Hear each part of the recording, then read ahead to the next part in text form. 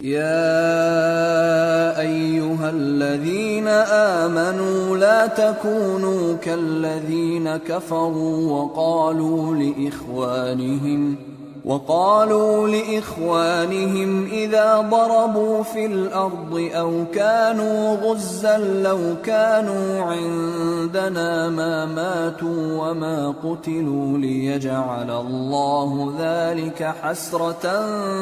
في قلوبهم والله يحيي ويميت والله بما تعملون بصير۔ مومنو، ان لوگوں جیسے نہ ہونا جو کفر کرتے ہیں، اور ان کے مسلمان بھائی جب اللہ کی راہ میں سفر کریں اور مر جائیں یا جہاد کو نکلیں اور مارے جائیں تو ان کی نسبت کہتے ہیں کہ اگر وہ ہمارے پاس رہتے تو نہ مرتے اور نہ مارے جاتے،